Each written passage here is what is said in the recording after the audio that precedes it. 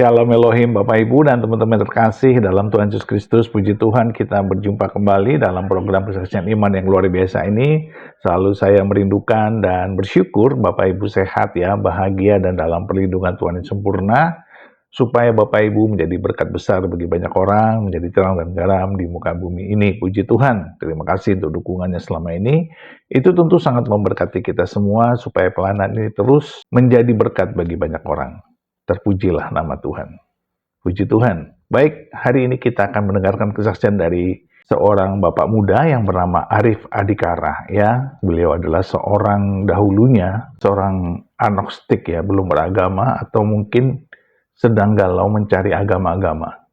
Jadi semua agama dipelajari oleh beliau. Beliau mempelajari baik dari agama Katolik, baik dari agama Kristen, Buddha, Hindu, membaca semua kitab-kitab mereka.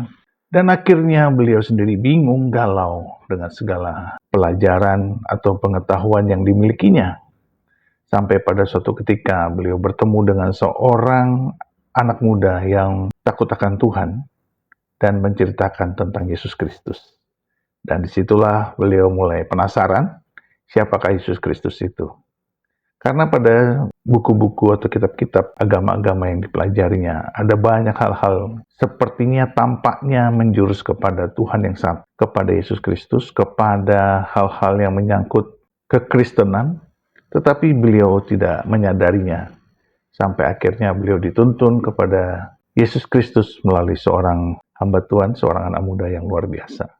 Nah, bagaimana kisahnya? Mari kita saksikan bersama-sama. Tuhan memberkati. Perkenalkan, nama saya sebut saja Mas Arif. Ya, awal saya pertama kali mencari tentang kebenaran yang sejati saat itu dimulai ketika saya berusia SMA kelas 3. Selama sejak kecil saya dididik di dalam kehidupan beragama secara Katolik.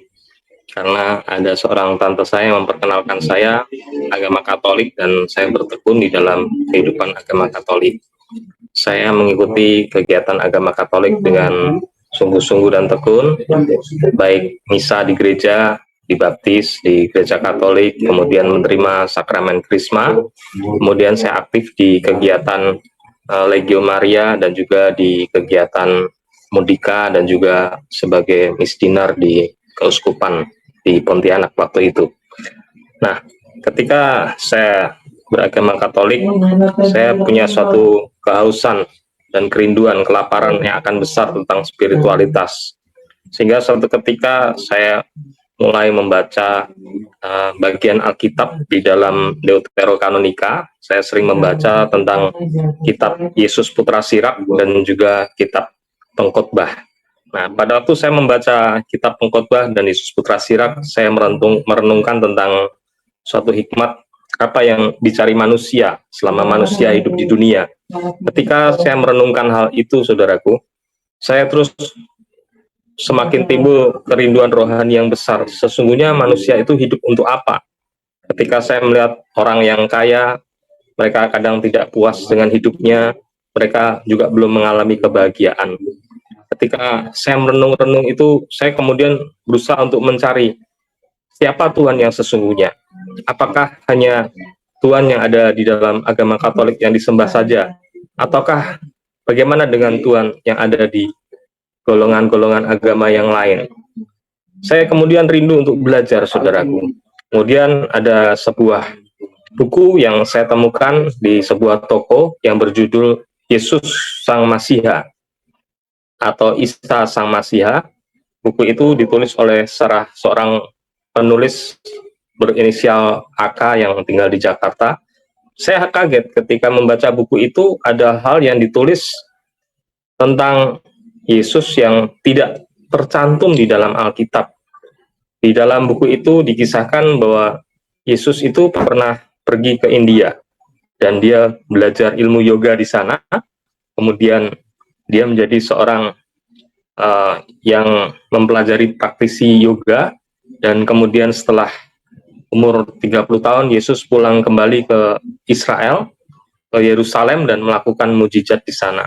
Di dalam buku itu dikisahkan ada kuburan Yesus di India. kemudian ada catatan kuno, manuskrip-manuskrip yang menceritakan tentang Yesus di India. Saya semakin bertanya-tanya, lalu bagaimana dengan Yesus yang saya kenal selama ini?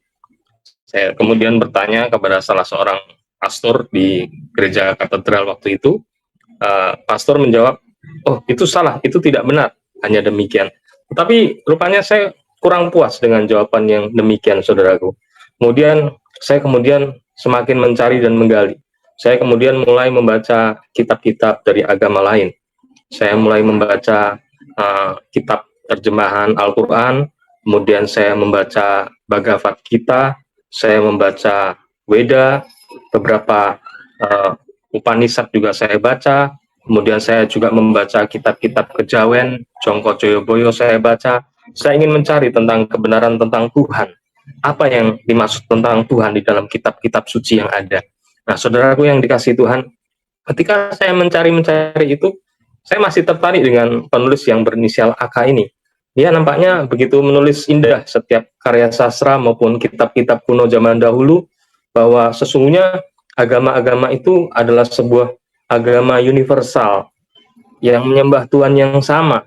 Kemudian agama-agama itu adalah agama yang bermuara pada satu yang sama. Jadi seakan-akan semua agama itu bisa dipadukan menjadi satu. Ketika saya merenungkan hal itu, saya merasa, oh mungkin demikian.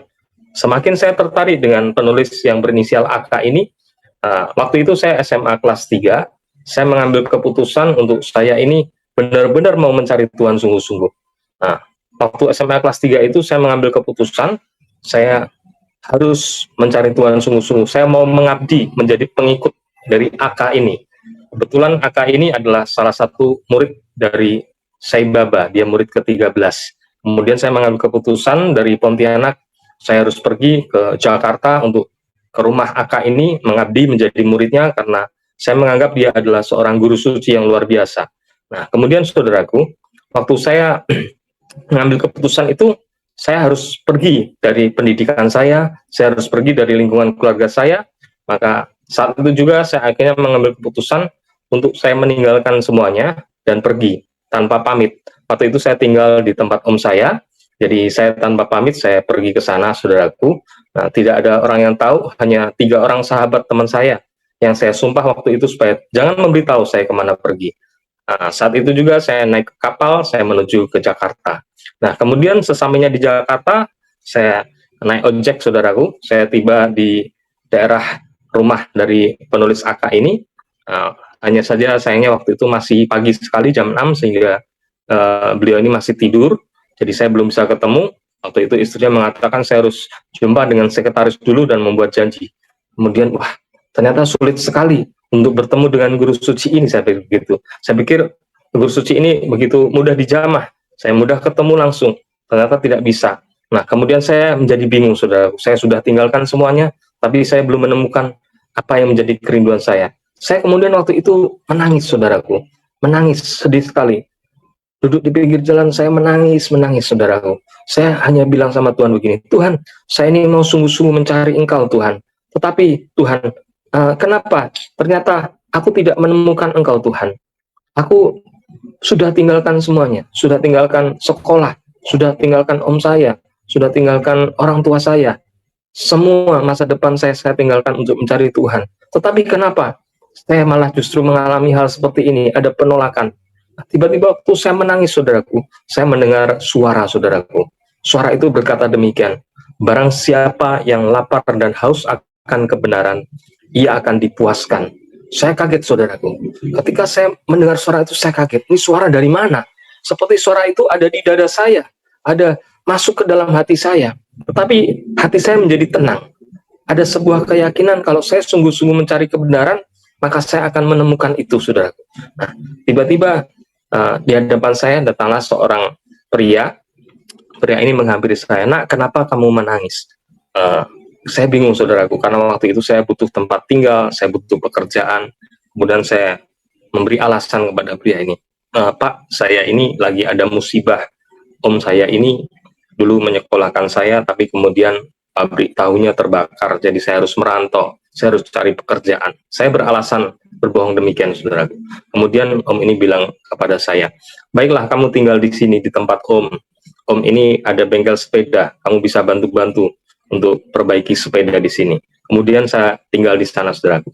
Selama saya tinggal di sana, saya masih terus mengintai rumah daripada Aka ini, saudaraku. Kemudian saya hadir di dalam suatu pertemuan meditasinya di sana. Ketika saya hadir, saya jumpa di rumahnya. Di sana ada banyak patung-patung nabi-nabi, patung-patung orang suci di sana. Ada patung-patung yang dibuat di sana, berbagai dewa-dewa dan sebagainya. Dan penulis ini mengajarkan bahwa agama itu bermuara menjadi satu, sama-sama menjadi pencari Tuhan, seperti itu, saudaraku. Tetapi saudaraku, dalam acara meditasi itu saya tidak menemukan sesuatu, saudaraku. Hati saya masih merasa kosong, hati saya masih merasa hampa, saudaraku. Kemudian saya pulang kembali ke bengkel sepeda itu dengan suatu harapan yang tidak terpenuhi, saudaraku. Satu ketika datang seorang bernama Ko Amin, saudaraku, ke bengkel itu. Ko Amin ini seorang laki-laki muda yang baru mengenal Tuhan. Dia kemudian menceritakan dan bersaksi kepada saya bahwa kalau saya mau mencari kebenaran yang sejati, saya harus ketemu dengan yang namanya Yesus. Dia ini juga punya latar belakang hampir mirip seperti saya. Dia cerita bahwa dia pernah masuk ke berbagai agama, akhirnya dia mengalami Yesus, saudaraku. Dia cerita tentang Yesus dan sebagainya. Tetapi saudaraku, apa yang menjadi pembicaraannya tidak membuat saya percaya, saudaraku. Karena apa? Karena waktu itu saya melihat Ko Amin ini belum bisa melepaskan ketergantungannya dari rokok, saudaraku. Dia mengaku bahwa dia harus melepaskan diri dari ketergantungan rokok, tapi dia belum bisa melepaskan. Saya berpikir, kamu tidak lebih baik dari orang Buddha. Orang Buddha bisa sangat menjaga tentang kualitas makanan dan minuman mereka. Bahkan mereka bisa tidak makan daging, saudaraku. Kamu hanya melepas rokok, nggak bisa. Bagaimana kamu cerita tentang Yesus? Saya tidak percaya dengan apa yang dia omongkan, saudaraku. Tapi dia sempat mengajak saya untuk pergi ke gereja. Nah, waktu di gereja itu tiba-tiba pendeta itu berkhotbah. Dan waktu pendeta itu berkhotbah, dia mendoakan saya masih ingat doanya waktu itu, saudaraku. Doanya tentang gembala yang baik. Yesus gembala yang baik, dia mencari domba yang hilang, saudaraku. Nah, kemudian saudaraku, saya akhirnya tinggal di bengkel sepeda itu selama 2 bulan karena orang tua saya terus mencari saya, dan akhirnya saya melalui hubungan telepon, saya bicara dengan orang tua dan saya putuskan untuk kembali ke rumah orang tua, saudaraku. Di sana saya berniat untuk melanjutkan sekolah saya SMA kelas 3 itu, saudaraku. Tetapi saudaraku, waktu saya akan melanjutkan sekolah SMA kelas 3 itu, saudaraku, saya terkendala karena nomor EPTANAS saya tidak bisa ditransfer. Akhirnya saya tertunda, harus menunggu selesai tahun ajaran baru saya bisa masuk. Selama masa menunggu masuk SMA itu, saudaraku, kerinduan saya mencari Tuhan masih menggebu-gebu. Akhirnya saya pergi ke makam-makam wali, saudaraku. Saya pergi ke tempat-tempat pertapaan, saya pergi ke Parangtritis untuk untuk bermeditasi di sana, saudaraku. Tetapi saya tidak juga menemukan apa yang saya cari. Saya berpikir, benarkah dari semua agama-agama ini Tuhannya sama? Kemudian kalau Tuhannya sama, kenapa jalannya berbeda-beda? Masa Tuhan itu pelin-pelan? Kalau Tuhannya sama, masa kepada orang golongan satu dia mengatakan, oh yang ini boleh makan babi, tetapi pada golongan yang lain Tuhan mengatakan, oh kamu tidak boleh makan babi, tetapi hasilnya sama? Tidak mungkin. Pasti ada kebenaran yang hakiki, pasti ada kebenaran yang mutlak. Tuhan bukan yang pribadi yang pelin-pelan. Masa Tuhan mengatakan yang satu begini, yang satu begitu, saudaraku. Nah, saudaraku, di situ mulai muncul keraguan yang besar di dalam hati saya. Sampai pada satu titik di mana saya menjadi seorang yang ateis, saudaraku. Berarti ini agama ini buatan manusia semua. Karangan semua. Kitab-kitab ini karangan manusia. Karena masing-masing menulis menurut persepsinya mereka, menurut budayanya mereka, menurut pengetahuannya mereka. Sehingga pandangan setiap agama tentang Tuhan itu hanya hasil imajiner manusia, gitu, saudaraku. Berarti kebenaran itu tidak ada. Kebenaran itu tidak ada. Tetapi saudaraku, suara yang saya dengar masih terus terngiang-ngiang di dalam hati dan pikiran saya. Barang siapa yang lapar dan haus akan kebenaran, ia akan dipuaskan. Saya kemudian bertanya-tanya, masih adakah kebenaran yang sejati itu, saudaraku? Nah, kemudian saudaraku, waktu itu waktu saya SMA di Pontianak, saya sempat masuk agama Buddha, saudaraku. Jadi saya ada 2 agama di Pontianak, baik Katolik maupun Buddha, dan saya jalani. Saya juga ke wihara. Saya pelajari agama Buddha yang ada di situ, saudaraku. Di dalam agama Buddha yang saya pelajari itu menceritakan bahwa agama Buddha yang saya ikuti itu ada hubungannya dengan Yesus, kata begitu. Ini agama Buddha kok ada hubungannya dengan Yesus? Bukannya Yesus itu hanya Katolik dan Kristen. Saya tertarik, saudaraku. Kemudian ketika saya mempelajari agama Buddha yang saya ikuti itu, saudaraku, dia menceritakan bahwa Yesus itu adalah pintu. Nah, pintu itu terletak di mata ketiga, ya, di mata ketiga di sini. Nah, sedangkan penjahat itu adalah mata kanan kiri kita. Hanya itu gambaran yang diberikan. Kemudian menceritakan bahwa Buddha terakhir adalah Buddha Maitreya. Dia akan datang untuk memimpin kerajaan 1000 tahun, begitu, saudaraku.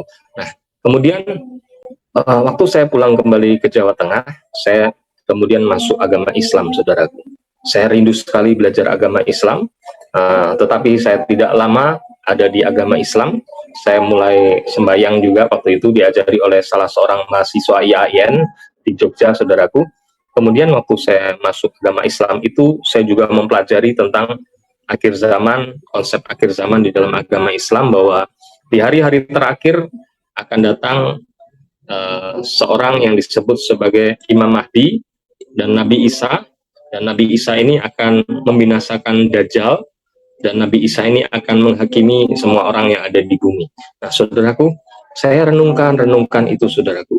Kemudian saya mulai pelajari kitab-kitab agama lain tentang akhir zaman, dan setiap kitab-kitab yang saya pelajari tentang akhir zaman mengacu pada satu sosok atau satu pribadi yang disebut juru selamat, yang disebut Mesias umat manusia, dan dia diberikan ciri-ciri, saudara. Salah satu yang saya pelajari itu di dalam kitab Jongko Joyoboyo, kitab Kejawen, ramalan tentang zaman akhir, saudaraku, di mana di akhir zaman akan datang penunggang kuda putih yang disebut Kalkiwikoro. Dia dianggap sebagai titisan Wisnu yang ke-10, dan kemudian dia disebut sebagai Heru Cokro atau air kehidupan. Ketika saya membaca itu, saya merenungkan, saudaraku, loh, kok ini ciri-ciri pribadi Mesias Juru Selamat yang datang di akhir zaman ternyata ditulis juga di dalam Alkitab. Di dalam kitab Wahyu dituliskan secara jelas bahwa di akhir zaman nanti akan datang Raja segala raja, Tuhan atas segala Tuhan. Dia akan menunggang kuda putih, dia akan mengenakan mahkota, dia akan membawa pedang, dan kemudian di dalam jubahnya itu tertulis nama, yaitu firman Allah, yaitu Yesus Kristus. Jelas sekali di dalam kitab Wahyu ditulis demikian, dan dikatakan Yesus Kristus juga akan menjadi Raja segala raja dan memimpin kerajaan 1000 tahun damai di muka bumi. Nah, apakah Yesus ini Mesias itu, saudara? Saya masih ragu-ragu, saudara. Kemudian pada suatu kesempatan ketika saya ada di Jakarta, ada salah seorang saudara saya ini datang. Dia itu memberitakan Injil kepada saya. Dia cerita tentang Yesus, bahwa kalau saya mencari tentang Tuhan, sesungguhnya Tuhan itu adalah Yesus. Saya kemudian bertanya, dari mana saya tahu kalau Tuhan itu Yesus? Dia kemudian menceritakan, di dalam Alkitab dikatakan bahwa Yesus ini satu-satunya pribadi di seluruh muka bumi yang mati, kemudian bangkit kembali, dan mengalami yang namanya hidup kekal dan naik ke surga.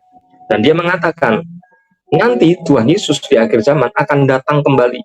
Nah, disitulah Tuhan Yesus akan menyatakan di akhir zaman bahwa dia adalah satu-satunya Tuhan yang benar. Dia adalah juru selamat itu. Tetapi dia mengatakan, kalau kamu percaya Yesus di akhir zaman, mungkin kamu sudah terlambat, karena masa itu adalah masa antikristus, di mana kamu mungkin sudah terlambat untuk percaya. Kesempatanmu adalah saat ini ketika saya memberitakan tentang Yesus, malam hari ini.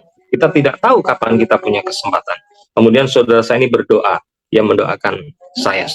Ketika saya renungkan perkataannya, dia juga mengutip di dalam firman Tuhan tentang Yesus. Yesus berkata, akulah jalan, kebenaran, dan hidup. Tidak ada seorang pun yang dapat datang kepada Bapa kalau tidak melalui aku. Kemudian dia mengatakan, barang siapa percaya kepadaku, ia akan menerima hidup yang kekal, katanya. Wah, luar biasa sekali pribadi Yesus ini sebenarnya. Nah, kemudian saudaraku, malam hari itu juga saya harus mengambil keputusan. Dia menantang saya. Hari ini saya menantang kamu. Maukah kamu menerima Yesus? Kamu harus mengambil keputusan. Saya tidak berurusan nanti. Kalau kamu tidak percaya, saya sudah tidak berurusan lagi dengan kamu. Kalau kamu sampai tidak selamat. Ini adalah kesempatanmu. Kalau memang malam hari ini kamu siap, saya akan mendoakan kamu untuk menerima Yesus Kristus sebagai Tuhan dan Juru Selamat pribadimu. Ketika dalam pencarian saya itu saya renungkan, saudaraku, saya mendapati bahwa semua pribadi-pribadi yang tertulis itu merujuk kepada pribadi Yesus di akhir zaman yang akan datang, kepada semua umat manusia, segala bangsa, segala suku, segala kaum, segala bahasa, segala pribadi dari berbagai agama, akan dinyatakan bahwa Yesus itu adalah kebenaran yang sejati, Tuhan yang sejati. Malam hari itu juga saya mengakui dan percaya bahwa Yesus Kristus adalah pribadi yang bangkit dari antara orang mati dan hidup kekal. Dia Tuhan yang kekal, saudaraku, yang mana maut itu tidak menguasainya, karena dia adalah pribadi hidup kekal dan memberikan hidup kekal kepada setiap orang yang percaya kepadanya. Nah, saudaraku, akhirnya malam hari itu juga saya bersedia menerima Yesus Kristus sebagai Tuhan dan Juru Selamat. Nah, saudaraku, setelah saya didoakan, kemudian saya juga dibimbing oleh kakak rohani saya yang lain. Saya didoakan pelepasan di Surabaya oleh Pendeta Julius Saluku waktu itu, dan kemudian saya belajar firman Tuhan melalui kakak rohani saya. Kemudian waktu itu saya masih bergabung di gereja Katolik, tetapi karena saya masih ada rasa haus yang besar, akhirnya saya masuk ke sebuah gereja. Waktu itu saya diajak kawan saya di sekolah SMA itu, saya masuk ke gereja Pantekosta di Indonesia, saudaraku, dan kemudian saya dibaptis di gereja Pantekosta di Indonesia. Kemudian di situ saya mengalami yang namanya baptisan Roh Kudus, saudaraku. Nah, ketika saya mengalami baptisan Roh Kudus, saya mengalami lahir baru. Disitulah saya kemudian semakin mengerti tentang firman Tuhan, saudaraku. Dan ternyata suara yang saya dengar waktu itu, yang berkata, barang siapa yang lapar dan haus akan kebenaran, ia akan dipuaskan. Ternyata itu adalah kata-kata Yesus di dalam Alkitab, saudaraku. Nah, kata-kata Yesus di dalam Alkitab, yaitu di dalam Matius pasal 5, saudara. Waktu saya masih Katolik, saya memang membaca, tapi saya tidak terlalu menyimak, saudaraku, bahwa kata-kata itu ada di dalam Alkitab. Tetapi setelah saya lahir baru, saya baru menyadari bahwa ternyata itu adalah firman Yesus yang mengatakan, barang siapa yang lapar dan haus akan kebenaran, ia akan dipuaskan. Sabda Yesus di bukit, saudaraku. Nah, di situ saya tahu, oh ternyata Yesus selama inilah yang membimbing saya melalui peristiwa-peristiwa perjalanan rohani. Ketika saya datang di gereja, saya didoakan hamba Tuhan mengatakan, Yesus menjadi gembalamu, gembala itu akan mencari domba yang hilang. Rupanya saat itu saya menjadi domba yang hilang, yang sesat jalannya, yang tidak tahu kemana arahnya. Tetapi Yesus menunjukkan jalan kepada saya. Yesus menunjukkan kebenaran kepada saya. Yesus menunjukkan keselamatan kepada saya, saudaraku. Jadi itulah, saudaraku, kesaksian saya bagaimana saya kemudian sungguh-sungguh percaya bahwa di dunia ini ada satu Tuhan yang sejati, Tuhan yang benar, dan Tuhan yang sejati, Tuhan yang benar, pribadi Allah yang kekal, itu bernama Yesus Kristus, saudaraku. Dia adalah Tuhan yang benar, di mana nanti di akhir zaman Yesus akan turun dari surga. Dia akan datang ke bumi untuk menyatakan bahwa dia adalah satu-satunya Tuhan yang benar, Allah yang kekal. Dia adalah Mesias, dia adalah Juru Selamat. Di akhir zaman itulah nanti, saudaraku, semua lidah akan mengaku bahwa Yesus adalah Tuhan, dan semua lutut akan bertelut menyembah dia, saudaraku. Puji Tuhan. Itu kesaksian dari saya. Kiranya saudara yang mungkin malam hari ini sedang mencari siapa kebenaran sejati, siapakah Yesus itu, maka dialah Roh Kudus yang akan menjamah hati saudara bahwa Yesus itu adalah Tuhan yang sejati, kebenaran yang kekal, Allah yang benar, firman Allah yang menjelma menjadi manusia. Dia adalah pribadi Allah itu sendiri, saudaraku. Nah, kemudian setelah saya bertumbuh di dalam gereja Kristen Protestan di Pantekosta itu, ada kerinduan yang besar untuk saya ini terus mencari Tuhan, mengenal firman Tuhan. Saya melewatkan hari-hari saya dengan beribadah di gereja, saudaraku. Bahkan dari Senin sampai Minggu, saudaraku, saya tidak bosan-bosannya pergi beribadah ke gereja karena ada rasa lapar dan haus akan Tuhan untuk saya belajar tentang firman Tuhan. Saya belum tahu banyak tentang firman Tuhan, saudaraku, waktu itu. Kemudian saya belajar, kemudian saya juga berdoa kepada Tuhan. Tuhan, kalau saya sudah mengenal Engkau sebagai Tuhan yang benar, saya bersyukur Tuhan. Tetapi saya rindu Tuhan, ada banyak orang di luar sana yang belum mengenal Tuhan. Mereka ini belum mengetahui kebenaran yang sejati. Mereka ini belum diselamatkan Tuhan. Tuhan, panggil saya Tuhan. Panggil saya untuk menjadi pemberita Injil. Panggil saya untuk menjadi hamba-Mu. Saya mau Tuhan menyerahkan hidup saya untuk mengabarkan kabar baik kepada setiap orang. Supaya setiap orang mengetahui bahwa Engkau adalah jalan keselamatan. Engkau adalah kebenaran yang sejati. Engkau adalah Tuhan yang benar. Tuhan, panggil saya untuk menjadi hamba-Mu. Kemudian, saudaraku, selama saya berdoa, saya berpuasa, berbulan-bulan saya berdoa, saudaraku, suatu ketika panggilan Tuhan itu datang kepada saya, saudaraku. Suatu ketika saya berdoa, saya mengambil keputusan untuk masuk ke sekolah teologi atau sekolah Alkitab, saudaraku. Dan kemudian saya kembali meneguhkan panggilan saya itu kepada Tuhan. Tuhan, benarkah Engkau memanggil aku, Tuhan? Tiba-tiba ada suara berkata masuk ke dalam hati saya. Saya disuruh membuka Alkitab di dalam kitab Yesaya, saudaraku. Di dalam kitab Yesaya, ayatnya yang berbunyi demikian, Roh Tuhan Allah ada padaku, yang mengurapi aku untuk memberitakan kabar baik kepada orang-orang miskin. Nah, tetapi saudaraku, karena saya sudah pernah baca ayat itu, saya bilang sama Tuhan, Tuhan, saya tidak mau dikasih ayat yang saya sudah pernah baca dan saya sudah tahu. Mungkin itu muncul dari ingatan saya, Tuhan. Saya minta ayat yang merupakan panggilan Tuhan, yang ayat itu belum pernah saya baca, saya belum pernah ingat. Saya berdoa lagi, saudaraku. Tiba-tiba Tuhan suruh saya buka Yesaya pasal 42. Karena saya memang belum pernah baca ayat itu, belum pernah ingat ayat itu, saudaraku.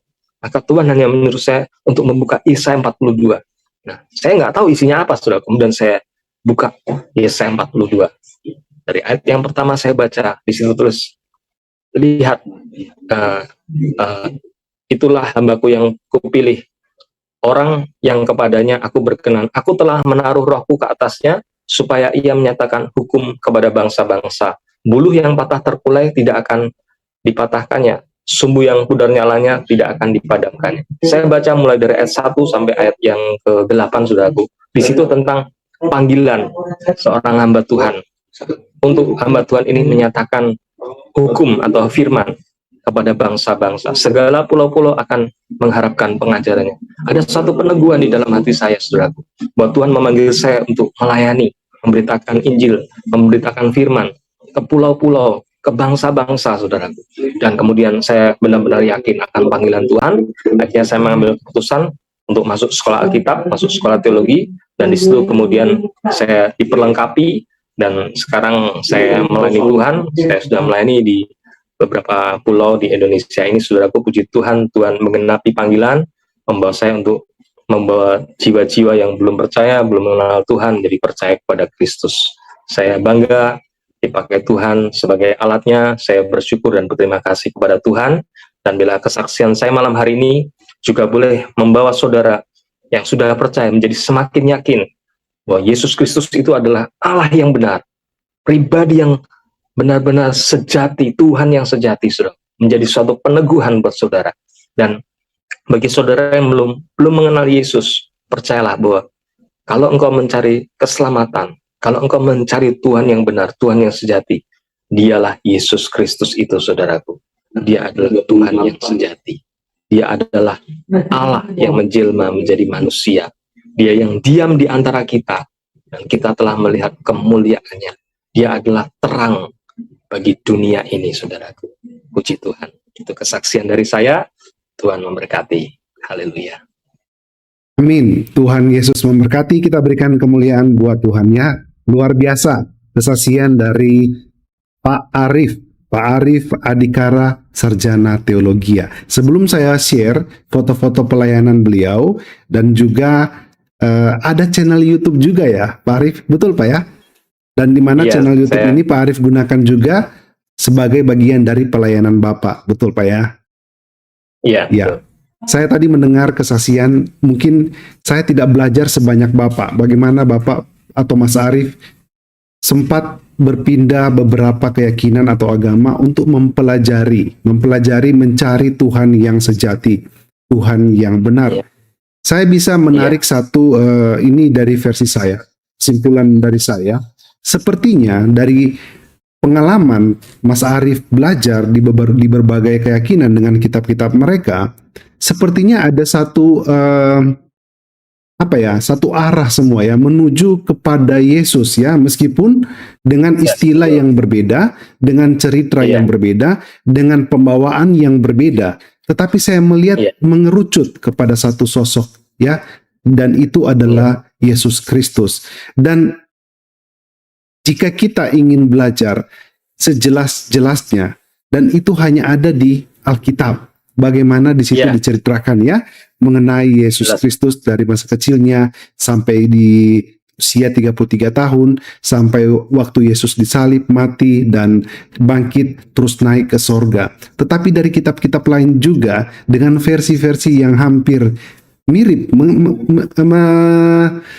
menuju juga ke situ, dengan ada masa 1000 tahun tadi saya tangkap, terus juga dari Iya. dari seberang juga ada dia yang akan menjadi hakim yang terkemuka ya. Jadi sepertinya luar biasa sosok yang atau pribadi dari Yesus Kristus, karena memang dia adalah Tuhan. Begitu banyak pelajaran yang kita bisa dapati, dan itu asalnya bukan dari seorang manusia, itu karena Roh Allah, sehingga kita bisa melihat suatu pengajaran kasih yang luar biasa dari Yesus Kristus. Nah, Mas Arief, sedikit saya mau bertanya.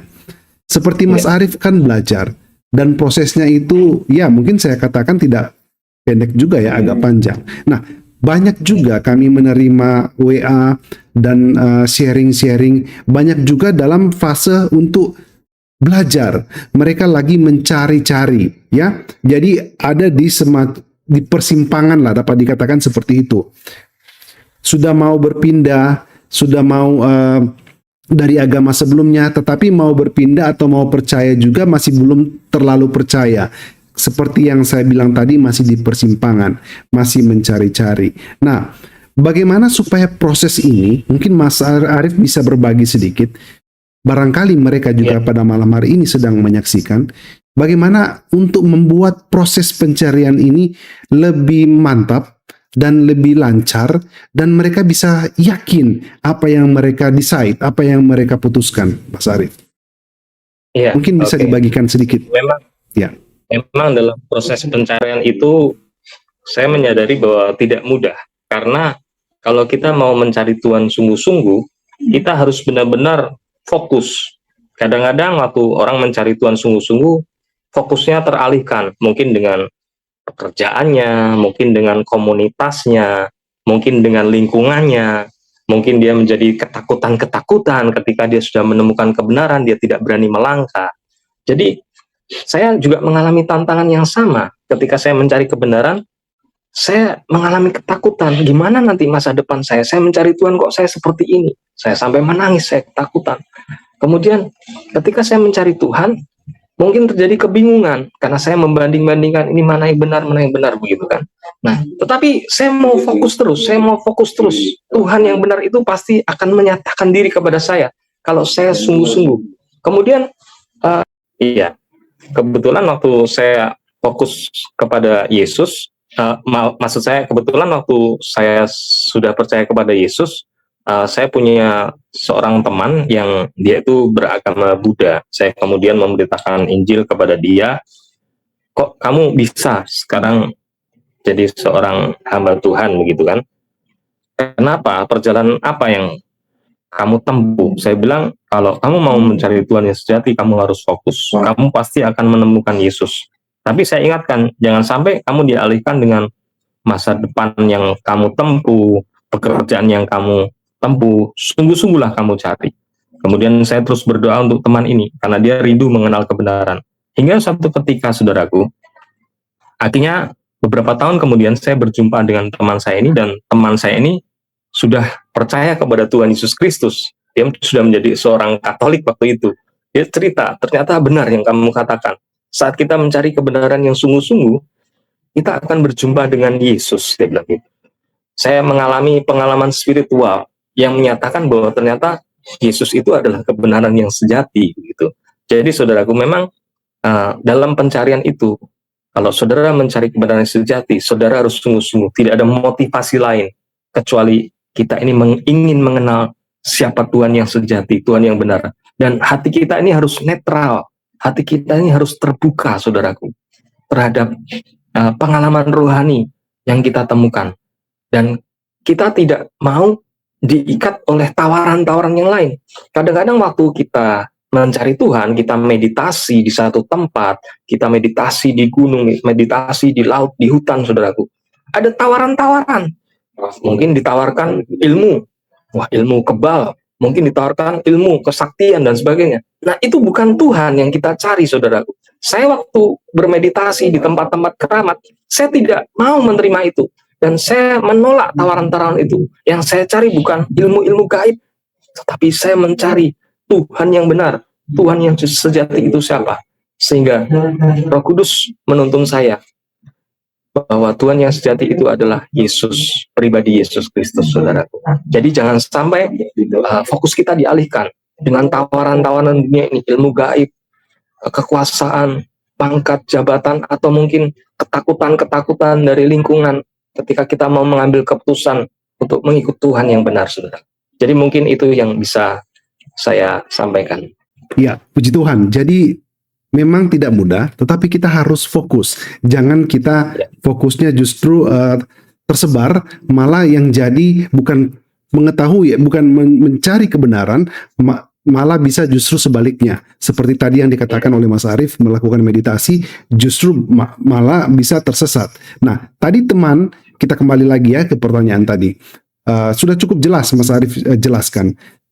Dan kalau tidak salah dengar, teman Pak Arief juga mengatakan untuk mengetahui apakah itu benar, berarti harus menunggu di hari penghakiman ketika kita melihat langsung. Tetapi kan pada waktu itu sudah terlambat, betul ya Mas Arief ya? Sudah terlambat. Berarti dalam arti kata, kita harus decide-nya sekarang, selagi masih ada waktu, betul ya? Nah, memutuskan sesuatu yang belum kita, ini bagi yang mereka yang belum percaya ya, kita yang hidup yang benar-benar sudah percaya, tentunya akan lebih mudah untuk bisa mengenal. Tetapi mereka yang belum percaya, berarti ini mereka harus putuskan pada saat sekarang ini, bukan pada saat nanti. Kalau pada saat nanti itu sudah terlambat ya, sudah tidak ada gunanya. Itu sudah hari penghakiman. Saya sempat berpikir seperti Thomas ya. Thomas tidak percaya kalau waktu itu Yesus bangkit, dan dia harus melihat sendiri. Andai kata pada waktu itu adalah hari penghakiman, wah, sudah selesai ya Thomas, berarti memang benar-benar sudah dihukum dan tidak akan masuk ke kerajaan sorga. Tetapi itulah, kadang-kadang signal itu, pembelajaran itu sudah ada di firman Tuhan, namun kita kadang-kadang mau mencoba lagi, ingin sepertinya kita belum membuka hati kita, karena mungkin seperti yang tadi Mas Arief katakan, ketika kita ingin mencari Tuhan, fokus kita sebenarnya bukan kepada Tuhan, karena ada orang juga yang mau mengenal, tetapi paradigmatnya, pola pikirnya itu sudah tidak benar-benar untuk belajar. Justru sudah menuju kepada mengejek, menghina, bertanya kepada sesuatu yang justru yang tidak membawa bukan pertanyaan yang berkualitas. Betul, memang kalau orang bertanya itu berarti rasa ingin tahunya itu tinggi dan adalah orang yang mau belajar. Tetapi kalau pertanyaannya itu berkualitas, kalau pertanyaannya itu pertanyaan yang sekedar hanya untuk menghina atau pertanyaan yang aneh-aneh, tentu itu akan lebih lama untuk proses kita belajar. Harus dinetralkan dulu ya, agar kita bisa belajar dengan baik. Begitu ya Mas Arief ya. Luar biasa sharing dari Mas Arief pada malam hari ini, membagikan sesuatu yang sangat bermanfaat bagi kita semua yang mendengarnya pada malam hari ini. Dan seperti tadi yang saya bilang, saya rindu ingin membagikan foto-foto dulu ya, sebelum kita lanjut ke pertanyaan berikut. Ini adalah foto-foto pelayanan dari Mas Arief. Mungkin Mas Arief bisa jelaskan satu persatu, atau memberikan keterangan foto yang ini lagi berada di mana, apa yang dilakukan di situ ya. Silakan Mas Arief. Ini foto pertama yang saya share ya. Ini lagi di mana ini Mas? Iya, Mas Arief bisa melihat? Ini saya waktu ini sedang pelayanan di Kalabahi di Pulau Alor, Pak, NTT. Oke, ini Ya, pelayanan di Pulau waktu itu Alor di NTT. saya diutus Yayasan Misi untuk mempersiapkan KKR Kesembuhan Ilahi di Kota Kalabahi. Jadi Iya. saya harus survei ke sana dan saya tinggal di Alor waktu itu selama 1 bulan, Pak, untuk mempersiapkan KKR Kesembuhan, dan puji Tuhan waktu itu ada 3.000 orang yang datang Wah, untuk luar biasa, dilawat dahsyat oleh ya. Tuhan di tengah Kalabahi, Kota Alor ya. Baik, kita Dan bergeser ke banyak gambar di antara berikutnya, Pak. mereka yang mengalami kesembuhan mujizat. Oh, ini mungkin sama ya di NTT ya, Pak ya? Ini di Alor tapi bukan di Kalabahi, ini di Pulau Pantar, Pak. Jadi kita juga mengadakan waktu itu KKR Kesembuhan Ilahi di Pulau Pantar, dan ada sekitar 1.500 orang yang hadir, dan Puji waktu Tuhan. itu ada seorang dukun yang sempat menyerang hamba Tuhan yang memberitakan firman Tuhan, dan dukun itu sepulang dari KKR dia meninggal, jatuh di depan pintu rumahnya, dan kemudian dia meninggal. Ya, waktu itu hamba Tuhan yang berkhotbah Pastor James Dos dari Malaysia. Kita sering bersama-sama dengan Pastor James Dos dari Malaysia untuk pelayanan KKR. Ya. Baik, kita bergeser ke gambar atau foto berikutnya. Ini masih sama, Pak ya? Masih berhubungan? Ini di daerah Soe, Pak, di NTT. Jadi saya NTT memang Soe ya? sering pelayanan misi. Ya, ini di daerah Fatutek, di sebuah gereja, yang mana gereja ini belum ada listriknya. Jadi waktu kita ke sana kita harus bawa genset waktu itu. Bawa Kita genset. juga adakan gratis ya, dan kesembuhan ilahi. Jadi gerejanya waktu itu memang belum jadi. Saya nggak tahu sekarang bagaimana kondisinya, tapi seperti itulah gerejanya, sangat sederhana sekali. Jadi mereka begitu antusias untuk mencari Tuhan, mereka datang dengan berjalan kaki, jaraknya cukup jauh, tetapi mereka semangat. Luar Haleluya, biasa. haleluya. Ya. Ya, next. Ini Mas Arief? Ini waktu itu saya sedang pelayanan di sebuah gereja Gemit di daerah Kualin. Ya, di Kualin itu daerah dekat Pantai Kolbanu. Dia masih di wilayah TTS, Timur Tengah Selatan. Ya. Ini waktu ini mengajar guru sekolah minggu waktu itu untuk pelayanan anak. Baik. Kita bergeser ke foto berikutnya. Sama mungkin ini ya, Mas ya? Ini sama ya, gereja yang sama. Gereja Iya, ini jemaatnya ya. Ya, ini jemaat dan guru-guru sekolah minggu. Nah, ini dengan anak-anak ini ya. waktu saya pelayanan di Sumba. Sumba. Ya, di Sumba waktu itu. Sumba. Saya suka pelayanan anak-anak juga. Iya. Kadang-kadang saya bermain sulap untuk menghibur anak-anak, memberitakan firman Tuhan begitu. Jadi waktu ini saya di Sumba, saya ada pelayanan selama sebulan di Sumba. Waktu itu saya perjalanan menuju ke Kodi Balagar, Sumba Barat Daya, dan saya singgah di sebuah pantai. Ini pantainya cukup indah dan saya berjumpa dengan pasir anak-anak putih di ya, sana. indah. Iya. Ya, ini di studio di Alor juga, di radio Dian Mandiri Alor. Waktu itu saya sedang pelayanan doa bersama seorang hamba Tuhan bernama Sony. Jadi kami sedang pelayanan doa untuk mendoakan pergumulan-pergumulan jemaat Tuhan yang ada di Alor lewat radio Dian Mandiri di Alor. Luar biasa. Next, ini Mas. Ini saya sedang pelayanan di sebuah gereja di GSJA, Pak. Jadi waktu itu saya Gereja Sidang Jemaat Allah ya.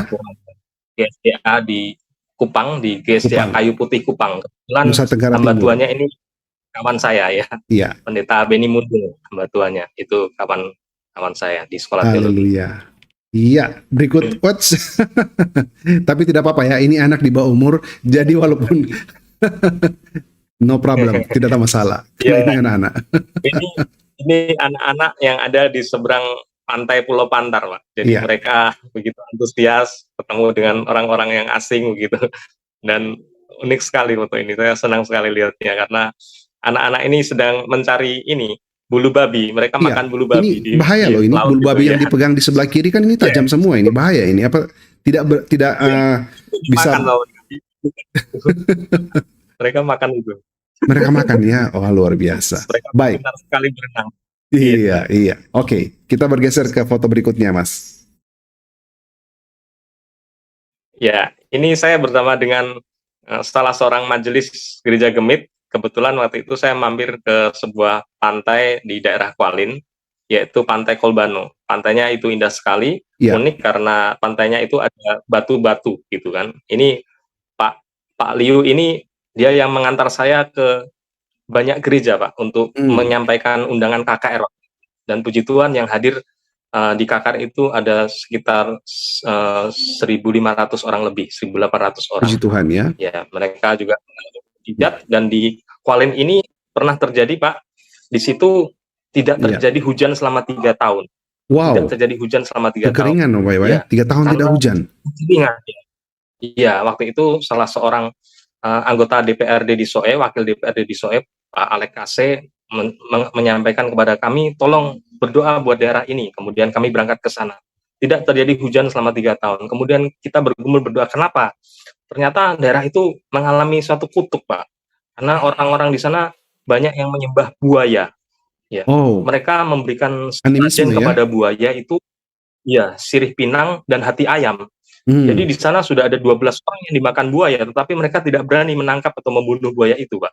Justru justru buayanya disembah ya. Iya, dikasih sirih pinang dan hati ayam, dikasih sesajen begitu. Nah, ternyata ada penyembahan seperti itu. Akhirnya kita berdoa. Waktu itu hamba Tuhan Pastor Jemdos minta supaya semua orang itu berlutut minta ampun sama Tuhan. Semua, wakil anggota DPR, anggota dewan, semua, kepala desa, semuanya disuruh berlutut minta ampun. Dan waktu minta ampun itu, kita minta hujan turun. Dan malam hari itu, setelah KKR selesai, tenda digulung, hujan langsung turun dengan deras. Luar biasa. Dahsyat ya. Wah, puji Tuhan. 3 tahun tidak turun hujan. Tetapi setelah bertobat karena menyembah buaya, animisme, dan pada waktu bertobat, benar-benar semua berdoa, berlutut di hadapan Tuhan. Dan pada malamnya, hujan pun turun. Wah, luar biasa. Saya benar-benar dikuatkan ya, Tuhan yang kita sembah adalah Tuhan yang hidup. Haleluya. Berikut Mas Arief. Wah, ini lagi naik motor Mas ya. Lagi off-road ini. Sedang perjalanan melintasi Pulau Sumba, Pak. Jadi kita sedang perjalanan melintasi Pulau Sumba. Saat itu saya menuju ke sebuah perkebunan kakao di Sumba. Perjalanan naik sepeda motor itu sekitar 9 jam. Dari Sumba Timur ke Sumba Barat Daya. 9 jam. Perjalanan yang jauh. Wow, ini berapa puluh kilo ini ya? Medannya cukup sulit. Iya. Saya kurang tahu berapa kilo, tapi dari Sumba Timur ke Sumba Barat Daya. Iya, cukup jauh ya, mungkin ratusan kilo ya. Karena 9 jam. Iya, berangkat belum lagi jam 5 mungkin pagi, jalannya juga Pak ya. Sekitar jam 4 sore. Mungkin jalannya juga kan, jadi kendala adalah jalannya juga. Iya, betul. Iya.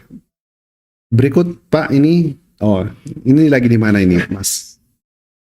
Oh, ini saya lagi berdoa di atas gedung Sinode Gemit, berdoa untuk Kota Kupang waktu itu. Iya. Amin, amin. Iya. Nah, kalau ini lagi pimpin ibadah mungkin Mas Arief?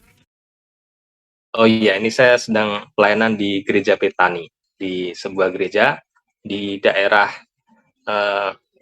Cepu, ya. Baik, puji Tuhan ya. Kita sudah melihat tadi foto-foto dokumentasi pelayanan dari Mas Arief, luar biasa.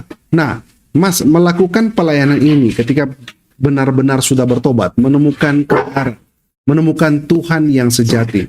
Mas melakukan pelayanan ini, bagaimana Mas? Dananya, bagaimana bisa sampai ke beberapa tempat-tempat terpencil, dan di sana tentunya maksudnya, juga ada biaya. Iya, kebetulan waktu itu saya bergabung dengan sebuah gereja dan yayasan misi, Pak. Jadi waktu itu betul, yayasan misi ya. Iya, dengan yayasan misi, jadi saya diutus untuk pergi ke daerah-daerah pedalaman begitu. Baik, dan memang benar-benar Mas Arief ini fokus dalam pelayanan ya, setelah mengikut Tuhan dan setelah menemukan kebenaran itu, maka sisa hidupnya diserahkan untuk pelayanan. Saya sempat menanyakan kepada Mas Arief, untuk mendukung pelayanan Mas Arief, nomor rekening bisa dibagi tidak? Tapi Mas Arief mengatakan tidak usah nomor rekeningnya ya. Tetapi mungkin jika ada teman-teman yang mau mendukung dan mau juga menopang pelayanan Mas Arief, bisa menghubungi kami dan mungkin kami akan tanyakan, tetapi tidak dicantumkan di YouTube karena Mas Arief tidak setuju untuk dicantumkan di YouTube. Luar biasa, puji Tuhan. Shalom Pak Arif. Shalom. Iya, terima kasih atas kesaksiannya. Sebab oleh darah anak domba dan oleh kesaksian kita iblis dikalahkan. Amin, Kuasanya haleluya. dihancurkan gitu Pak ya. Ya kesaksian Anda itu menguatkan saya gitu. Di situ dia Pak. Jadi semua yang mendengar pasti dikuatkan ya. Saya dan Bapak itu punya ada kesamaan, sama-sama pernah bergereja di Katolik dan sama-sama sudah Eksodus. Itu yang perlu saya sampaikan faktanya begitu ya. Saya ingin berbagi lagi ini ya, berbagi. Tadi ada singgungan semua agama, ada multi agama tadi ya Pak. Saya ingin sampaikan apa yang saya dapatkan hari-hari terakhir ini. Apakah semua agama sama-sama ke Tuhan? Jawabannya tidak, Pak. Tidak semua agama, hanya satu agama yang ke Tuhan. Sebab salah satu ciri Tuhan adalah dapat disembah dengan segala bahasa manusia. Itu ciri Tuhan yang benar. Nah, yang nama Tuhan itu hanya Yesus. Hanya Yesus yang dapat disembah dengan segala bahasa manusia. Hanya Yesus. Nah, kitab-kitab suci banyak menawarkan pribadi-pribadi yang berbeda. Nama-namanya berbeda. Injil memperkenalkan namanya Yesus. Yang kitab lain berbeda namanya. Beda nama, beda pribadi. Nah, pertanyaannya, selain Yesus, ada siapa yang disembah oleh manusia? Yaitu ada para dewa, Pak. Selain Yesus hanya ada para dewa. Salah satu ciri dewa adalah hanya dapat disembah dengan satu bahasa manusia saja. Itu terminologinya, Pak. Jadi kita tidak bermaksud menyerang siapapun, tapi kita hanya bicara terminologi ya. Kita bicara data, kita bicara logika, begitu. Kita bicara kebenaran, begitu. Nah, dengan mengetahui hal ini, justru kita bisa bersuka cita dan kita bisa lebih mengasihi orang-orang yang belum mengenal Yesus, begitu, belum menerima Tuhan, begitu, supaya mereka mendapatkan bisa minum air hidup yang sama, gitu. Itu yang saya dapat belakangan ini, dan juga saya beranggapan gereja-gereja Tuhan, Gereja Katolik, Gereja HKBP, Gereja GKJW, GKI, GBI, GPDI, menurut saya itu adalah tubuh Kristus, organ. Hanya saja memang organ tubuh ini ada beda-beda, tetapi di dalam satu tubuh. Dan organ-organ ini ada organ yang mengandung kadar air sedikit, seperti kuku dan tulang.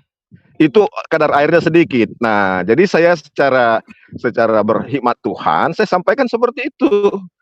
Nah, silakan yang mau saya tanyakan ke Pak Arif, boleh berkati saya lagi, kami lagi.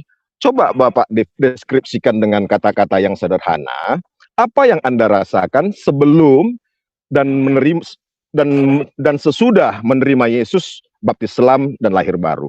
Mohon penjelasannya Pak, deskripsikan dengan secara kata-kata sederhana saja untuk memberkati saya Pak. Iya, jadi yang saya rasakan sebelum dan sesudah saya lahir baru. Sebelum saya lahir baru, saya ini ada di dalam kebimbangan dan ketidakpastian tentang keselamatan. Sebelum saya mengenal Yesus. Jadi ada kebimbangan dan ketidakpastian. Saya hidup ini untuk apa? Setelah mati saya kemana? Bagaimana nasib saya setelah mati nanti, gitu kan? Nah, tetapi setelah saya mengenal Yesus sebagai Tuhan dan Juru Selamat dan saya lahir baru, ada sebuah keyakinan dan kepastian, di mana saya punya sebuah keyakinan dan kepastian ketika saya menerima Yesus sebagai Tuhan dan Juru Selamat, maka saya yakin saya ditebus, saya diselamatkan. Saya yakin bahwa Yesus memberikan jaminan kepada saya untuk saya masuk ke dalam kehidupan yang kekal, kepada surga yang kekal yang Ia janjikan. Jadi di situ saya punya suatu keyakinan tentang hidup saya, baik di dunia yang sekarang maupun yang akan datang ketika saya mengalami lahir baru. Dan dengan keyakinan itu, saya menjadi tidak khawatir, tidak bimbang, tidak takut lagi tentang masa depan saya, tentang hidup saya. Karena Tuhan sudah menguasai hidup saya dan memimpin dan menjaga hidup saya. Begitu, Pak. Iya, luar biasa. Bagaimana Pak Konrad? Ya, sebentar. Mic-nya dihidupkan kembali, Pak. Iya, terima Ya, kasih Pak. Itu memberkati saya karena dengan mendengarkan kesaksian itu saya sangat merasakan roh saya dikuatkan, Pak. haleluya. Mendengarkan Puji kesaksian Tuhan. teman-teman. Dan satu lagi Pak yang saya mau sampaikan, dan para dewa adalah Silakan. iblis, Pak. Para dewa adalah iblis sebab ada para dewa yang giginya berdarah-darah dan bertaring. Itu jelas-jelas bukan Tuhan. Nah, yang mau saya sampaikan, saya juga punya pengalaman. Saya pernah servis kompor gas di Kota Medan, di rumah orang Tionghoa. Ruko waktu itu kosong ya. Saya mau saksikan sedikit. Rukonya kosong dan saya servis kompor gas sekitar tahun 2005. Dan saya harus meletakkan kompor gas itu di bawah ya, di lantai. Dan saya harus tunduk melihat itu kompor gas ke bawah, dan ternyata saya di depan itu ada papan merah sembayangan itu orang Tionghoa punya. Saya bahasa kedua saya Hokkien walaupun saya orang Batak, Pak. Karena di Medan kita bahasa Hokkien ya. Jadi saya tunduk menyembah walaupun tidak sengaja. Setelah saya tersadar, saya belakangin, saya berbalik, dan ternyata roh di situ masuk, Pak. Ada roh perjinahan di situ, Pak, di merah itu. Sejak saat itu, saya kalau lagi kesel, badan saya Pak bergerak seperti perjinahan, Pak. Udah ngerti lah, saya deskripsikan aja, nggak perlu saya praktekkan. Nah, bukan 2005 itu Pak, mohon maaf, sekitar 2007. Sekitar 2007. Saya perbaiki tahunnya. Karena saya ingat setelahnya beberapa bulan kemudian kami preparation ke Jakarta untuk berangkat ke Australia. Kami ngekos sama istri, ngekos di 1 bulan, tinggal di Australia 2 tahun. Nah, waktu di Jakarta saya dibawa orang Tionghoa juga ke KKR-nya mendiang Advent Bangun. Beliau itu tinggi badannya. Saya baru pertama sekali kejumpa dia.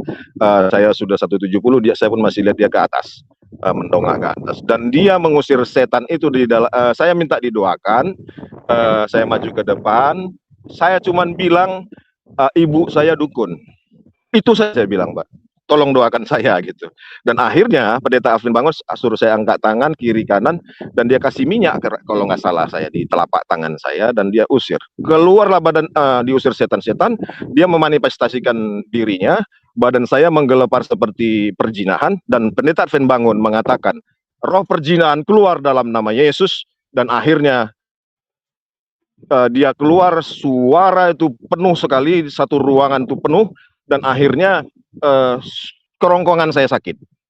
Dan akhirnya setelah itu tidak ada lagi terasa kalau kita kesel, nggak lagi gerakan perjinahan begitu, Pak. Jadi demikian kesaksian, mungkin nanti akan saya akan persaksikan secara totalitas ketika Miracle Life ya. Ini menerima, saya sudah isi Miracle TV, saya sudah isi Google Form sudah berapa minggu ya, tapi mungkin lagi diproses. Begitu. Secara komprehensif saya akan persaksikan nanti ke depannya.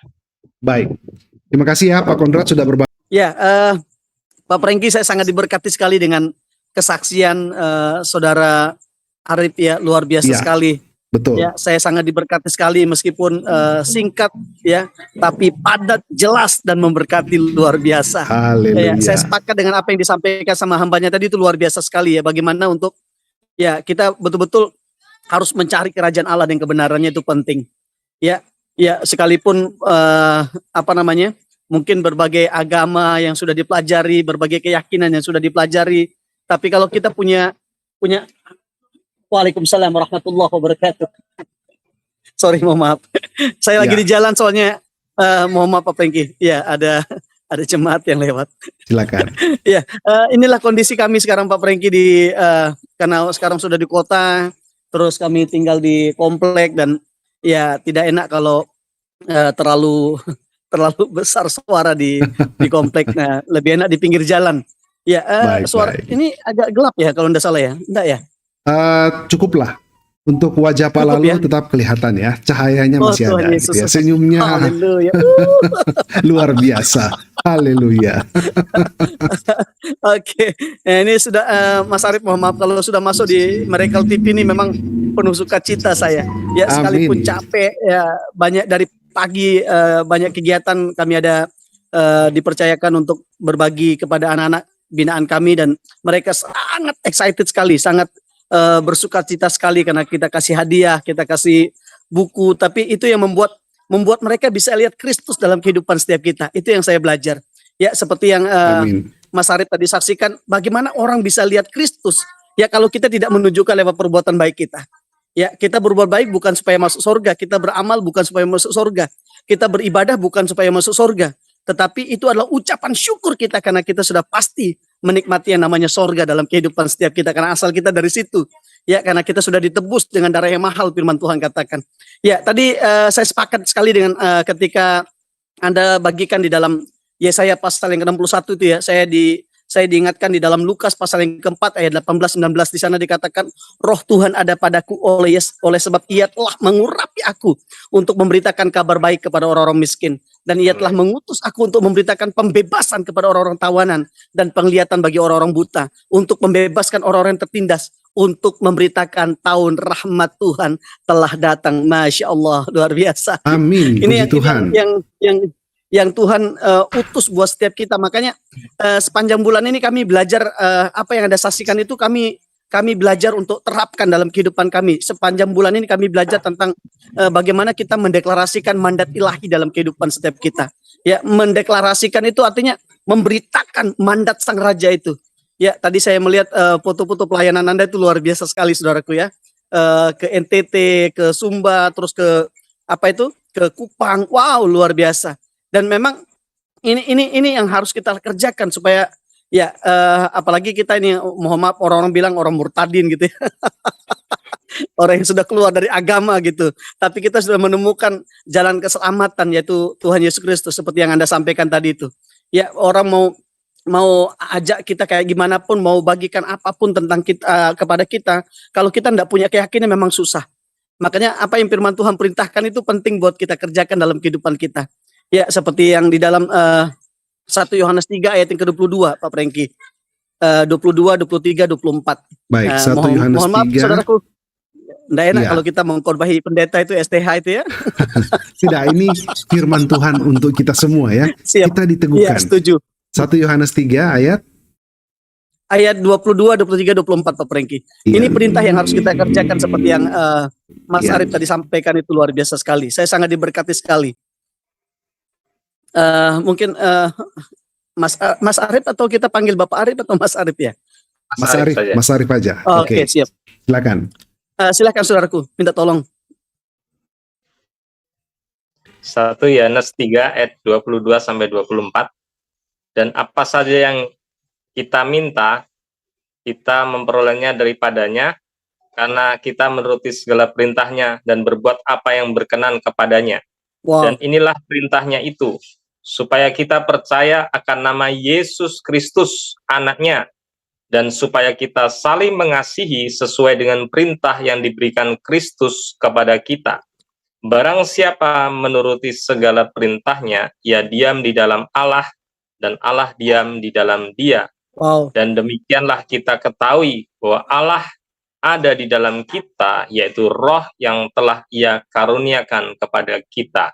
Iya. Oh, Amin. dahsyat. Haleluya. Allah dahsyat, luar biasa. Ini yang saya sangat percaya sekali Pak Prengki, bahwa ketika kita Iya. melakukan perintah Tuhan ini dalam kehidupan kita, ya percaya akan nama Yesus Kristus anaknya itu. Karena seperti yang disampaikan sama hambanya tadi itu memang betul. Ya, hanya di dalam Yesus ada keselamatan, hanya di dalam Yesus ada kebenaran, hanya di dalam Yesus ada jalan. Ya, karena hanya satu pribadi ini yang berani berkata, akulah jalan dan kebenaran dan hidup. Tidak ada seorang pun yang datang kepada Bapa di sorga kalau tidak melalui aku. Itu eksklusif sekali. Ketika Tuhan Yesus berkata, akulah jalan dan kebenaran dan kehidupan, semua jalan di dunia ini ditutup. Ya, orang mungkin bisa berkata, oh banyak jalan menuju Roma. Betul, memang banyak jalan menuju Roma, tapi jalan menuju surga cuma satu, hanya melalui pribadi Yesus Kristus. Amin. Makanya kita harus percaya di situ.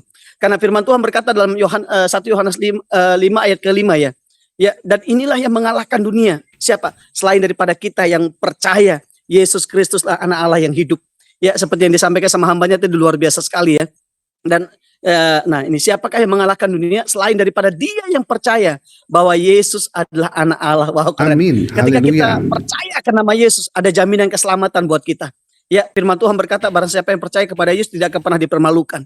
Barang siapa yang percaya kepada Kristus pasti diselamatkan. Bukan mudah-mudahan. Ya, kalau mohon maaf kalau saudara kita sebelah berkata, insya Allah gitu, mohon maaf ya saya pinjam katanya, kata bahasa Arabnya. Ya, bukan mudah-mudahan, bukan semoga, tapi iya dan amin. Itu penting buat Amin. kita.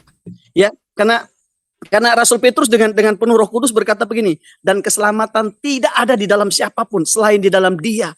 Sebab di bawah kolong langit ini tidak ada nama lain yang menyelamatkan kita selain dalam nama Tuhan Yesus Kristus. Dahsyat. Haleluya. Puji Ya, Tuhan. saya sangat diberkati sekali saudaraku. Terima kasih banyak. Ya, ya Kasih. saya seperti yang ditanyakan sama hambanya tadi itu, apa bedanya kalau kita sudah mengalami kelahiran baru? Ya, saya percaya bahwa ya seperti yang Anda sampaikan itu luar biasa sekali. Itu sangat memberkati sekali saudaraku. Itu sangat memberkati sekali. Ya, dan ya memang kita harus tampil beda gitu loh.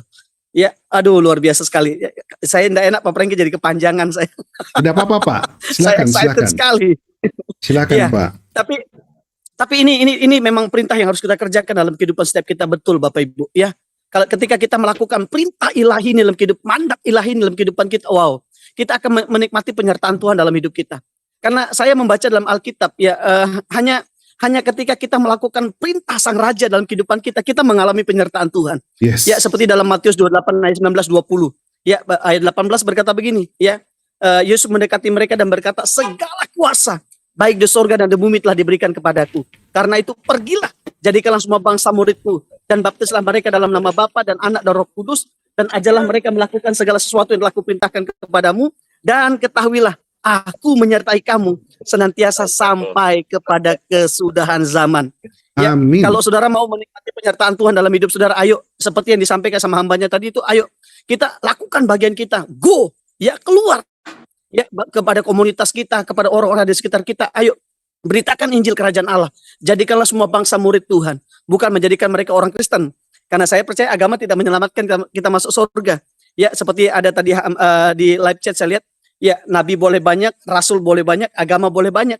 Ya, tapi juru selamat hanya satu, Tuhan Yesus Kristus. Wow, keren. Haleluya. Ya. Puji Tuhan. Ini yang harus kita lakukan ya. Seperti yang di dalam 1 Yohanes 3 ayat yang ke-23 24 tadi itu, ya perintah Tuhan itu ya kita harus percaya kepada Yesus Kristus.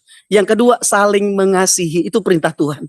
Ya, makanya ini orang lain tidak akan pernah lihat Kristus kalau kita tidak tunjukkan lewat kehidupan kita, yaitu saling mengasihi. Ya, saya Amin. percaya ini perintah-perintah agung yang harus kita kerjakan. Mengasihi Tuhan dengan segenap hati kita, dengan segenap jiwa kita, dengan segenap kekuatan kita, akal budi kita. Dan mengasihi sesama kita manusia seperti diri kita sendiri. Ya, bukan seagama, bukan sekeyakinan. Tapi firman Tuhan berkata, mengasihi sesama manusia. Itu penting buat kita. Ya, kalau agama mengajarkan, ayo kasihi sesama seiman. Ya, mohon maaf ya Pak Arif ya, Bang Arif ya. Itu kan Ya. agama mengajarkan seperti itu. Ayo seiman, sekeyakinan, satu golongan, saling mengasihi. Tapi Tuhan Yesus mengajarkan kepada setiap kita luar biasa sekali. Ya, karena saya percaya dia bukan hanya sekedar nabi. Dia bukan hanya sekedar rasul. Tapi dia adalah Tuhan, dia adalah Kurios. Dia adalah penguasa tunggal dalam kehidupan setiap kita. Makanya dia berkata dalam Yohanes 13 ayat 13 Pak Prengki. Baik. Ayat terakhir Pak Prengki. Ya. Siap. Yohanes 13 ayat 13 berkata begini. Saya hafal sih, cuma biar dilihat aja di anunya. Ya, silakan, Pak. Ini. Mas Arif minta tolong dengan pelan-pelan, Mas. Kamu menyebut aku guru dan Tuhan, dan katamu itu tepat. Sebab memang akulah guru dan Tuhan. Ayat Amin. 14. Haleluya. Jadi, jikalau aku membasuh kakimu, aku yang adalah Tuhan dan gurumu, maka kamu pun wajib saling membasuh kakimu. Ayat 15. Sebab aku telah memberikan suatu teladan kepada kamu, supaya kamu juga berbuat sama seperti yang telah kuperbuat kepadamu. Allah dahsyat. Ini teladan yang Tuhan Yesus Haleluya. tunjukkan kepada setiap Amin. kita. Ya, dia bukan hanya sekedar mengasihi orang yang mengasihi dia. Dia bukan hanya sekedar mengasihi orang yang apa ya, yang berbuat jahat sama dia, tapi orang yang mencaci maki dia tetap berkata, Bapa ampuni mereka sebab mereka tidak tahu apa yang mereka perbuat. Dahsyat. Makanya saya percaya dia bukan hanya sekedar nabi, dia bukan hanya sekedar rasul, tapi dia adalah penguasa tunggal dalam kehidupan setiap kita. Dia kurios, dia satu-satunya Tuhan dan juru selamat dalam kehidupan setiap kita. Dan ketika kita melakukan perintah Tuhan ini, wow, keren. Nah, ini ayat terakhir, Pak. Aduh, ayat terakhir. Ya, Kisah Rasul 4 ayat 33, Pak Prengki, ayat Tuhan Yesus. Kisah Rasul 4 ayat 23. Ayat 33. Ya, saya Ayat pernah bagikan kalau 33. nggak salah ini. Oke. Baik, baik. Saya baca ya. Silakan. Ya, silakan Mas Arief. Ya, Kisah Rasul 4 ayat yang ke-33. Demikian firman Tuhan. Dan dengan kuasa yang besar, rasul-rasul memberi kesaksian tentang kebangkitan Tuhan Yesus, dan mereka semua hidup dalam kasih karunia yang melimpah-limpah. Wow, luar biasa. Malam Amin. hari ini, Haleluya. ya, saudaraku Arif, Anda sedang bersaksi tentang kuasa yang besar. Ya, karena Anda menceritakan kebangkitan Tuhan Yesus Kristus. Dan ini yang saya bisa kasih garansi buat Anda, saudaraku, dan kita semua yang mendengar malam hari ini. Ya, ketika kita melakukan bagian kita bersaksi tentang Yesus kepada orang lain, kita akan menikmati kasih karunia yang berlimpah-limpah dalam kehidupan kita. Karena kita hidup ini bukan karena perbuatan baik kita, bukan karena kekuatan kita, kehebatan kita, tapi semata-mata karena kasih karunia Tuhan dalam hidup kita. Ya, hargai itu, lakukan bagian kita, ya, karena Tuhan Yesus sudah melakukan bagiannya. Ya, tetap semangat, maju terus, merdeka, merdeka. Haleluya. Merdeka. Sebentar. Pak Lalu jangan dulu Liv, sebentar. Ini kebetulan ada dua pendeta yang muda ya, pendeta muda, pendeta yang luar biasa dipakai Tuhan, semangat. Nah, ini kan momen spesial, Dirgahayu Republik Indonesia. Saya rindu Pak Lalu memberikan saran atau nasihat atau apapun yang Pak Lalu mau sampaikan yang bernuansa majemuk untuk benar-benar sahabat-sahabat mereka yang menonton pada malam hari ini juga dikuatkan dan diberkati dengan tema kemerdekaan Republik Indonesia. Silakan Pak Lalu, dan selanjutnya saya akan bergeser kepada Mas Arief. Ya, terima kasih banyak Pak Prengki. Ini kesempatan yang luar biasa sekali buat saya. Ayo Bapak Ibu, ya, pergunakan kemerdekaan yang sudah Tuhan berikan kepada setiap kita untuk kita menjadikan hidup kita saluran berkat buat orang lain. Ya, tunjukkan pribadi Kristus yang luar biasa, yang penuh kasih, yang penuh kuasa, yang penuh dengan kebenaran, yang sanggup memerdekakan hidup kita itu kepada orang lain. Ya, gunakan kemerdekaan yang Tuhan berikan ini bukan untuk kita melakukan dosa atau jatuh bangun dalam dosa dalam kehidupan kita, tapi gunakan kemerdekaan yang Allah sudah berikan kepada setiap kita ini untuk apa? Untuk memberitakan Injil kabar baik kepada orang lain. Seperti Rasul Paulus berkata, celakalah aku jikalau aku tidak memberitakan Injil. Ya, beritakan tentang Yesus kepada orang lain. Kenapa? Karena kita sudah merdekakan. Firman Tuhan berkata di dalam surat Rasul Paulus berkata begini, kamu telah ditebus dan hargamu telah lunas dibayar. Karena itu muliakanlah Allah dengan tubuhmu. Itulah arti kemerdekaan. Ya, kita sudah dimerdekakan karena kita sudah ditebus. Ya, kita sudah dibayar lunas sama Tuhan. Ayo muliakan Allah dengan tubuh kita. Ya, dengan perkataan kita, kata-kata kita membangun, kata-kata kita memotivasi, bukan mencaci maki, tapi ayo kata-kata kita ini memberi semangat buat orang lain. Ya, mereka yang belum menemukan pengharapan, ayo gunakan hidup kita, gunakan perkataan kita. Untuk apa? Untuk menuntun mereka datang kepada Kristus seperti bintang-bintang tetap untuk selama-lamanya. Saya percaya bahwa ketika kita melakukan itu, wow, seperti yang saya bilang tadi, Tuhan menyertai kita senantiasa sampai kepada kesudahan zaman. Apapun masalahmu, apapun pergumulanmu, ketika engkau melakukan tugas dan tanggung jawabmu, maka dengar, firman Tuhan berkata, Tuhan menyertai kita dan Tuhan melindungi kita. Seperti Mazmur 91 ayat 14 berkata, sungguh hatinya melekat kepadaku, maka aku akan meluputkannya, aku akan membentenginya sebab ia mengenal namaku. Bila ia berseru kepadaku, aku akan menjawab. Aku akan menyertai dia dalam kesesakan, aku akan meluputkannya dan memuliakannya. Dengan panjang umur akan kukenyangkan dia dan akan kuperlihatkan kepadanya keselamatan yang daripada aku. Wow, keren. Puji Ya, Tuhan. ayo hargai kemerdekaan yang sudah Tuhan berikan. Dengan kita menjadikan hidup kita saluran berkat. Jadikan hidup kita kesaksian buat orang lain. Jadikan hidup kita ini mesbah untuk nama Tuhan dipermuliakan. Usikum wa nafsi bitaqwallah. Wassalamualaikum warahmatullahi wabarakatuh. Haleluya, Waalaikumsalam. luar biasa ya. Terima kasih Pak Pendeta Lalu, Pausen, Silakan nanti ada atas hambanya lagi yang iya, lebih excited lagi, sharingnya ya. Bapak. Untuk closing Terima statement kasih juga dari banyak Pak Pendeta sudah dikasih Lalu ya. kesempatan, Bapak Terima Engki. kasih. Ya, mungkin ada closing statement, kesimpulan singkat dari Mas Arif yang rindu ingin sampaikan kepada sahabat-sahabat mereka dari apa yang Pak Arif saksikan. Jadi sahabat mereka yang dikasih Tuhan, kalau engkau saat ini mungkin sedang mencari kebenaran yang sejati, Tuhan yang sejati, Yesus itulah Tuhan dan kebenaran yang sejati. Dan engkau punya kesempatan malam hari ini untuk menerima Yesus sebagai Tuhan dan Juru Selamat. Pergunakan kesempatan yang baik itu. Firman Tuhan berkata, pada hari engkau mendengarkan suaranya, janganlah mengeraskan hatimu. Nah, kalau ada kesempatan pada hari ini engkau mendengarkan suaranya, buka hatimu. Terima Yesus sebagai Tuhan dan Juru Selamat secara pribadi dalam hidupmu. Dia akan menuntun engkau kepada seluruh kebenaran. Dan bagi sahabat miracle yang sudah mengenal dan percaya kepada Yesus Kristus, ada begitu banyak orang-orang di luar sana yang belum mengenal Yesus Kristus. Maka engkau adalah alat yang akan dipakai Tuhan dimanapun engkau berada untuk menjadi saksi Tuhan. Saksikan bagaimana engkau tadinya belum mengenal dan percaya kepada Kristus, dan setelah engkau mengalami pengenalan dan percaya kepada Kristus kepada semua orang di sekitarmu. Jangan ada satupun yang terlewat di antara mereka.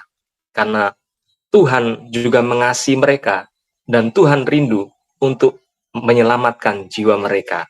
Melalui Anda akan menjadi berkat. Melalui Anda akan menyelamatkan mereka, yaitu menyampaikan kabar baik, kabar pembebasan, kabar keselamatan, kabar bahwa ada juru selamat yang mengasihi orang-orang di sekitar Anda, juru selamat penebus dosa, yaitu Tuhan Yesus Kristus. Sampaikan itu kepada semua orang, kepada saudaramu, kepada tetanggamu, kepada karyawanmu, kepada semua orang yang kau jumpai. Sampaikan itu dengan penuh kasih kepada mereka. Saya percaya mereka akan dijamah Tuhan untuk mereka diselamatkan. Pesan majemuk buat bangsa Indonesia. Jadi saudaraku, 17 Agustus 1945, Tuhan begitu mengasihi bangsa kita. Bangsa kita dijajah selama 350 tahun lebih. Kita terjajah, kita diperbudak, tetapi pada tanggal 17 Agustus 1945, di mana proklamasi diberitakan, kita ini dimerdekakan, saudaraku. Merdeka dari penjajahan secara fisik, secara jasmani. Kita bersyukur, bahkan di dalam UUD 45, itu semua atas berkat rahmat Allah yang Maha Kuasa. Atas berkat rahmat Allah dari Tuhan Yesus Kristus, kita bisa merdeka, bangsa kita bisa merdeka. Tetapi saudaraku, tidak sampai di situ saja Tuhan mengasihi bangsa ini, saudaraku. Tuhan mengasihi semua agama di bangsa ini. Tuhan memberikan kemerdekaan buat semua agama di bangsa ini, semua suku, semua kaum bahasa yang ada di bangsa ini, saudaraku. Nah, tetapi saudaraku, tidak hanya sampai pada kemerdekaan fisik. Sesungguhnya Tuhan mau memerdekakan kita dari kemerdekaan yang sesungguhnya, kemerdekaan rohani, kemerdekaan dari perbudakan dosa. Yaitu apa? Yaitu Tuhan datang untuk menebus dosa kita. Dia mau memerdekakan hidup kita dari perbudakan dosa, dari hukuman dosa, dari maut.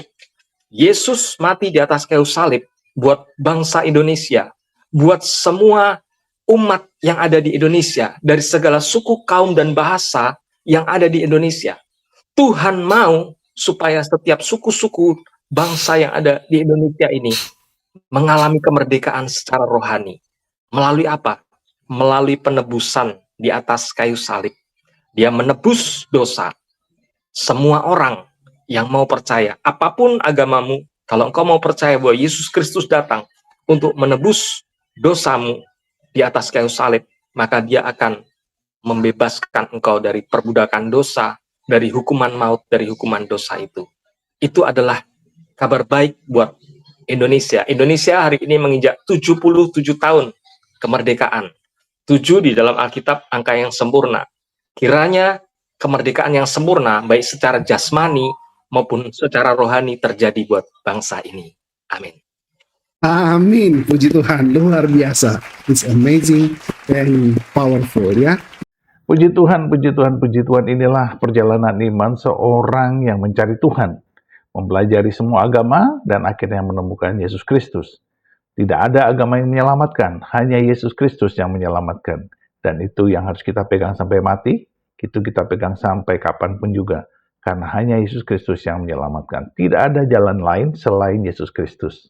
Di bawah kolong langit ini tidak ada nama lain yang kepadanya kita beroleh keselamatan, yaitu Yesus Kristus. Puji Tuhan. Nah, Bapak Ibu, kita lihat sekarang Pak Arif sudah melayani, sudah menjadi hamba Tuhan, sudah belajar teologi, dan kita percaya beliau dipakai Tuhan luar biasa selagi beliau masih muda. Terpujilah nama Tuhan. Tetaplah setia, tetaplah bersafaat, berdoa, mengasihi, dan bersaksi, dan teruslah menjadi terang dan garam di muka bumi ini, dan tetap bersemangat di dalam Tuhan. Tuhan beserta kita dan mengasihi kita, dan selalu memberkati kita sekarang dan sampai selama-lamanya, di dalam nama Bapa dan Anak dan Roh Kudus, di dalam nama Tuhan Yesus Kristus. Haleluya, haleluya, haleluya. Amin, amin, amin, amin, amin, amin.